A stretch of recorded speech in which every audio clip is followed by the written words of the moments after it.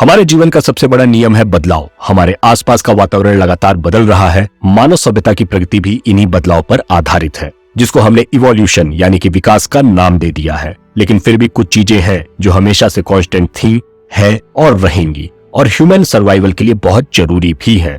उन्हीं में से एक है हमारा सोशल एनिमल होना, और हमें जिंदा रहने के लिए एक दूसरे की जरूरत पड़ती है। हम अपने सर्वाइवल के लिए एक दूसरे पर आश्रित हैं।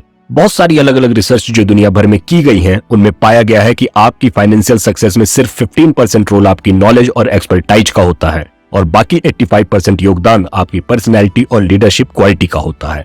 आप दूसरे लोगों को कैसे मैनेज करते हैं, उसी पर आपकी सफलता निर्भर करती है। आज हम ऐसे ही कम्युनिकेशन और लीडरशिप डेवलप करने के अलग अलग पॉइंट्स और प्रिंसिपल्स के बारे में बात करेंगे।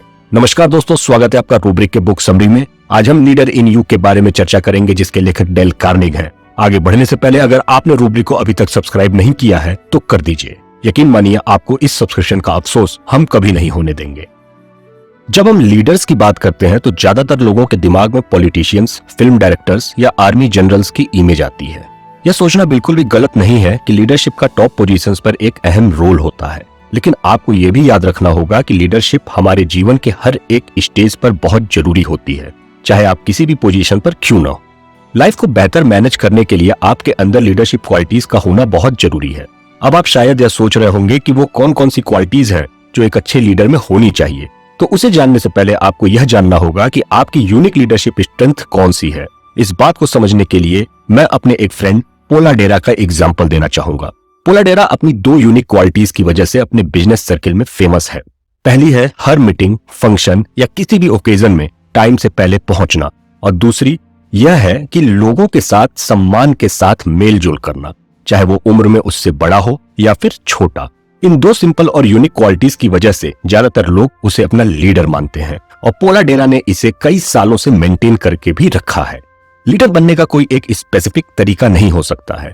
आपको पहचानना होगा कि आपकी बेस्ट क्वालिटीज क्या क्या है और आप किस टाइप के लीडर हैं, जिनकी मदद से आप दूसरे लोगों को इन्फ्लुएंस और मैनेज कर सकते हैं, और उन्हीं क्वालिटीज पर काम करके आप एक बेहतर लीडर बन सकते हैं। जैसे मदर टेरेसा ने अपनी काइंडनेस और केयरिंग नेचर के दम पर पूरी दुनिया को बदलकर रख दिया था।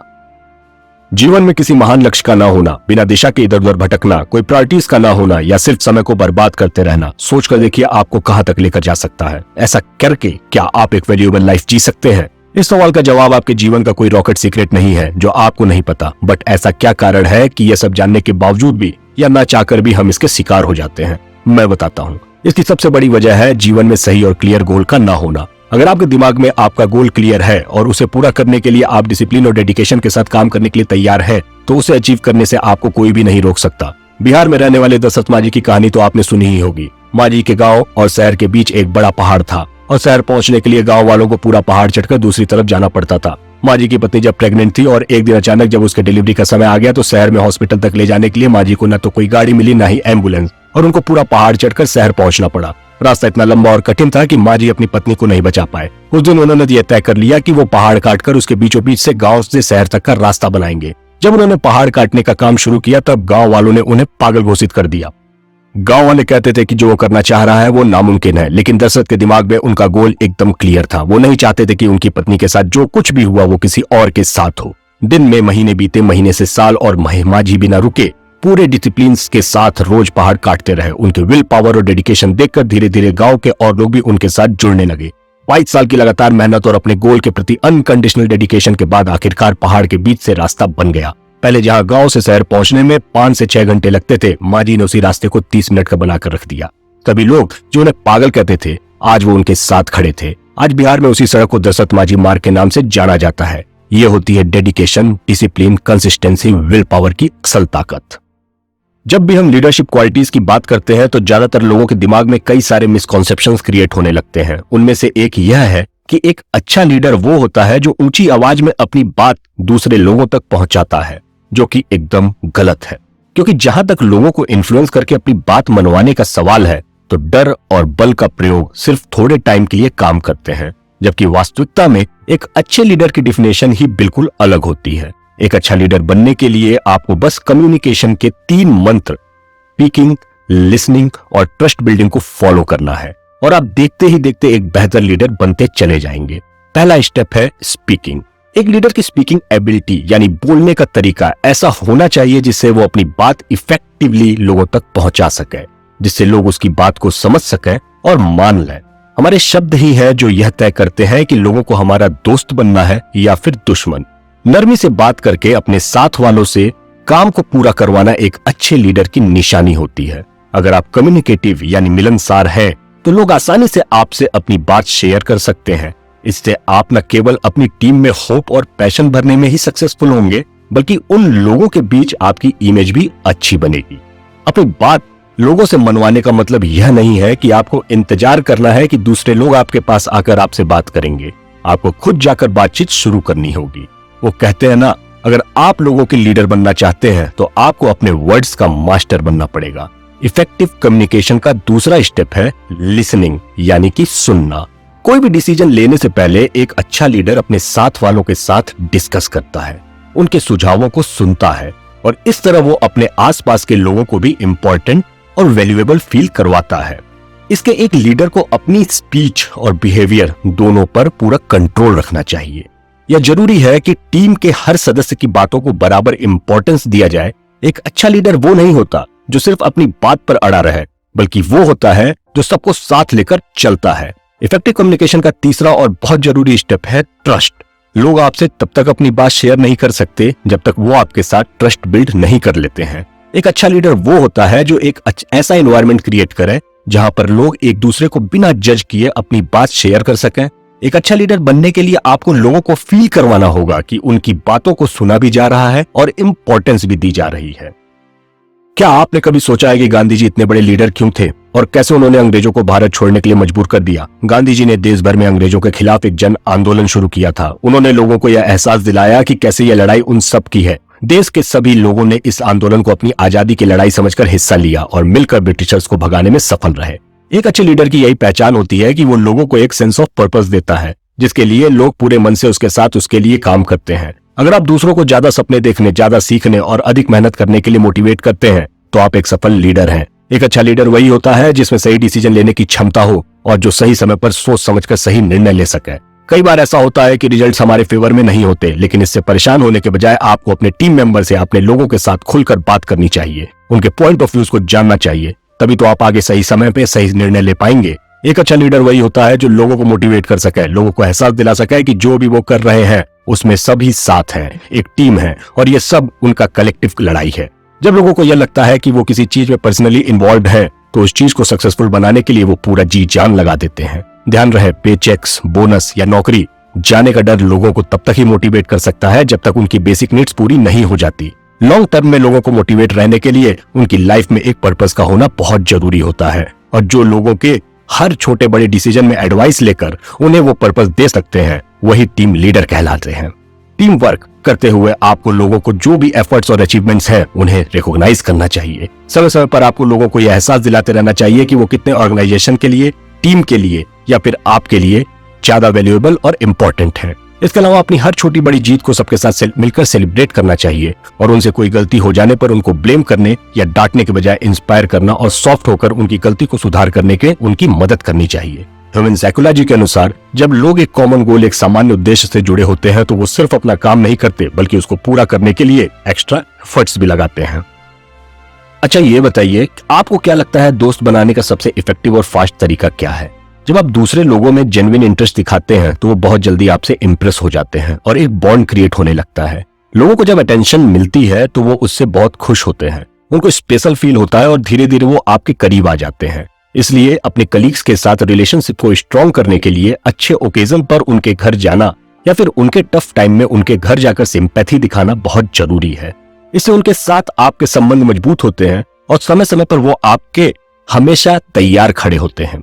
एक अच्छा लीडर वही होता है जो लोगों के कंसर्न्स, डिजायर्स और गोल्स को साथ में लेकर आगे बढ़ता है। अगर आपको दूसरों में इंटरेस्ट दिखाने की आदत नहीं है और शुरू में आपको यह एक्सरसाइज फोर्सफुल लग रही है तो आप ऑफिस में सबको स्माइल के साथ हेलो बोलकर देखिए। लोगों को फील होना चाहिए कि आप उन्हें देखकर बहुत खुश और एक्साइटेड हैं। इस तरह धीरे धीरे ट्रस्ट बिल्ड हो जाता है। एक बार जब आपने यह करना शुरू कर दिया तो धीरे धीरे आप देखेंगे कि यह नेचुरली आपकी लाइफ का एक हिस्सा बन गया है और लोगों के साथ आपके पर्सनल रिलेशंस गहरे हो गए हैं। एक स्माइल के साथ हेलो आपकी जिंदगी बदल सकता है। इसके अलावा लोगों को और बेहतर समझने के लिए आप एक और काम कर सकते हैं। आप किसी भी सिचुएशन के बारे में उनके पर्सपेक्टिव से सोच सकते हैं, जो उनका ट्रस्ट जीतने में आपके लिए मददगार साबित होता है। ये बात तो अब तक हर कोई जान ही चुका होगा कि इस दुनिया में कोई भी परफेक्ट नहीं है। हम सब इंसान हैं और हमसे गलती होना लाजमी है। यह सब जानते हुए भी गलतियां करना आज भी हमारे सोसाइटी में एक नॉर्मल बात नहीं है। आज भी गलतियों को लोग बहुत ही नेगेटिवली देखते हैं। पर ध्यान रहे, जिस वक्त से हम गलतियों को सोसाइटी में पॉइंट आउट करना बंद कर देंगे, तभी लोग अपने आप को पूरी तरह से क्रिएटिवली एक्सप्रेस कर पाएंगे और नए नए रिस्क ले पाएंगे। एक अच्छे लीडर का गोल किसी को गलत या सही प्रूव करना नहीं होता, बल्कि सामने वाले को मोटिवेट करके सही मार्गदर्शन करना होता है। कुछ बेसिक स्टेप्स की हेल्प से आप क्रिटिसिज्म को भी बहुत आसानी से नॉर्मलाइज कर सकते हैं। इसके लिए सबसे पहले तो आपको अपनी गलतियों को स्वीकार करना होगा और इसके साथ ही साथ आपकी टीम की पूरी जिम्मेदारी आपको लेनी होगी, खासकर तब जब आपकी टीम से मनचाहा रिजल्ट ना मिले। ये बहुत ही कॉमन एग्जांपल है कि अक्सर लोग झुंड में ही खड़े होकर चाय की टपरी पे या ट्रेवलिंग के दौरान गवर्नमेंट को, सिस्टम को, अपने बॉस को या अपनी कंपनी को क्रिटिसाइज करते हुए पाए जाते हैं, या फिर देसी भाषा में बोले तो कोसते हुए पाए जाते हैं। अगर आप भी ऐसा करते हैं तो ऐसा करना अभी इसी वक्त से बंद कर दीजिए, क्योंकि लीडर कभी भी दूसरों को क्रिटिसाइज नहीं करते और अगर उन्हें सच में कोई जेन्युइन फीडबैक देना होता है तो उसको वो कंस्ट्रक्टिव वे में देते हैं। इसी तरह जब आप अपने कलीग्स को या टीममेट्स को क्रिटिसाइज न करके अपनी गलतियां स्वीकार करना शुरू करते हैं तो लोग आपका सम्मान करने लगते हैं। एक अच्छा लीडर वही होता है जो सबसे पहले अपनी गलतियां स्वीकार करे, उसके बाद क्रिटिसिज्म की तरफ बढ़े। वहीं पर अगर आप दूसरों को ब्लेम करना शुरू कर देंगे तो लोग तुरंत अपने आप को डिफेंड करने के लिए आपको गलत ठहराना शुरू कर देंगे और फिर कभी भी आपको उनसे सम्मान नहीं मिल पाएगा। आपको याद रखना होगा कि कोई भी इंटेंशनली गलतियां नहीं करता है और अगर उनसे गलती हुई है तो उन्हें मालूम है कि वो क्यों और कैसे हुई है। ऐसे में उनको ब्लेम करने के बजाय आपको उनका हौसला बढ़ाना चाहिए कि अगली बार आप सब मिलकर काम करेंगे और गलती नहीं होगी। बीइंग अ लीडर आपको प्रॉब्लम्स पर नहीं बल्कि सॉल्यूशंस पर फोकस ज्यादा करना चाहिए और अगर किसी सिचुएशन में क्रिटिसिज्म अनअवॉइडेबल है तो याद रखें कि आपको कंस्ट्रक्टिव क्रिटिसिज्म ही करना है। इसका मतलब यह है कि प्रॉब्लम्स पर बार बार फोकस करने के बजाय आपको सॉल्यूशन ओरिएंटेड क्रिटिसिज्म करना है। याद रखें कि अगर मेडिसिन देनी है तो उसको एक चम्मच चीनी के साथ दीजिए। इसका मतलब यह है कि आपको क्रिटिसाइज करने के साथ साथ लोगों के काम की तारीफ भी करनी है। ह्यूमन माइंड की भी किसी मशीन या रोबोट की तरह एक कैपेसिटी होती है। हमारी बॉडी को भी एक समय के बाद एनर्जी रिगेन करने के लिए रिचार्ज की जरूरत पड़ती है। इसलिए दिन भर में जितना जरूरी आपके लिए काम करना है उतना ही जरूरी आराम करना भी है। यह पूरा यूनिवर्स बैलेंस पे काम करता है और आपको भी सफल बनने के लिए अपने लाइफ की एक्टिविटीज में बैलेंस लाना होगा। आपको सही अमाउंट में काम के साथ साथ अपनी फैमिलीज, अपनी हॉबीज, अपने इंटरेस्ट के लिए भी टाइम निकालना होगा और ऐसा करने से आपके काम की परफॉर्मेंस और एफिशिएंसी दोनों ही बढ़ेगी। जब आप सही मात्रा में अपने रिलैक्सेशन को टाइम देते हैं तो आप काम के समय भी फुली एनर्जाइज रहते हैं और फोकस्ड होकर काम कर सकते हैं। ज्यादा एम्बिशियस लोग अक्सर इस बैलेंस को इग्नोर कर देते हैं और सिर्फ सारे दिन काम पर ही फोकस करते हैं, लेकिन ऐसा करने से एक समय के बाद हमारे दिमाग की कैपेसिटी खत्म हो जाती है, जिससे हमारे काम की प्रोडक्टिविटी एकदम जीरो हो जाती है और फिर 1 घंटे में होने वाला काम को भी करने के लिए हमें 4 से 5 घंटे लग जाते हैं। एक नॉर्मल ह्यूमन माइंड की कैपेसिटी इतनी ही होती है कि वो लगातार सिर्फ 3 से 4 घंटे ही फोकस के साथ काम कर सकता है। उसके बाद हमारे माइंड को रिचार्ज होने के लिए एक रिलैक्सेशन ब्रेक की जरूरत पड़ती ही है। इसलिए काम करते हुए यह ध्यान रखें कि आपको हर 2 से 3 घंटे पर 20 से 30 मिनट का एक ब्रेक जरूर लेना है और इस बैलेंस को अपनी लाइफ का अहम हिस्सा बनाने के लिए सबसे पहले आपको अपने माइंड सेट को चेंज करना होगा। हमारे रिलैक्सेशन के टाइम को हमें टाइम वेस्ट बोलना बंद करना होगा। इसके लिए हो सकता है कि आपको अपनी प्रायोरिटीज बदलनी पड़े और कुछ कमिटमेंट्स को छोड़ना पड़े, लेकिन जितना समय आप अपने वर्क डे को प्लान करने में देते हैं उतना ही समय आपको अपने फन प्लानिंग को भी देना होगा। अपने काम की दुनिया से बाहर निकलकर कुछ भी ऐसा कीजिए जो वर्क रिलेटेड नहीं है। अपनी फैमिली के साथ घूमने जाइए, अपने दोस्तों के साथ खेलने या फिर आप कोई क्रिएटिव काम जैसे पेंटिंग या डांसिंग भी कर सकते हैं। जैसे ही आप इस एक्सरसाइज को अपने रूटीन में शामिल करेंगे या आपको और ज्यादा प्रोडक्टिव और एफिशिएंट बना देगी। आजमा कर देख लीजिए।